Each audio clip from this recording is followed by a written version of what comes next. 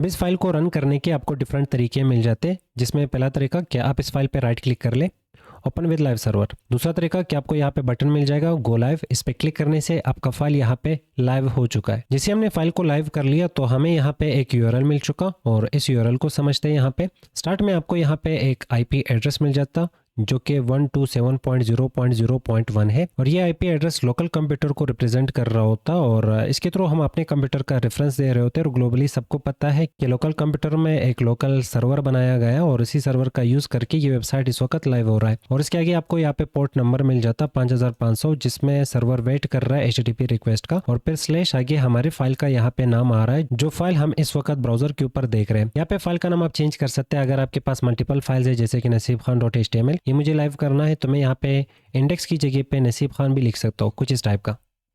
Enter करेंगे तो नसीब खान वाला जो फाइल है वो यहाँ पे लाइव हो जाएगा। अब फाइल को रन करने का ये पहला तरीका था। दूसरा तरीका कि आप फाइल पे राइट क्लिक कर ले, यहाँ पे आपको ओपन विद लाइव सर्वर का ऑप्शन मिल जाएगा। इस पे क्लिक करने से आप एक दफा फिर फाइल को कुछ इस टाइप का लाइव कर सकते हैं। जो एक्सप्लोरर टैब है यहाँ पे क्लिक कर ले और फाइल का जो हेडर है इस पे आप राइट क्लिक कर ले, ओपन विद लाइव सर्वर का ऑप्शन मिल जाएगा। इस पे क्लिक करने से एक दफा फिर फाइल ओपन हो जाएगा और डबल क्लिक करके भी आप अपने फाइल को रन कर सकते हैं। उसके लिए आप जहाँ पे भी कोड कर रहे हैं आप उस फोल्डर की तरफ चले जाए, वहाँ पे आपके फाइल्स आपको दिख जाएंगे। अगर आपको अपना वेबसाइट डिफरेंट ब्राउजर में ओपन करना है तो आप अपने फाइल पे राइट क्लिक कर ले और यहाँ पे ओपन विद का ऑप्शन आपको मिल जाएगा।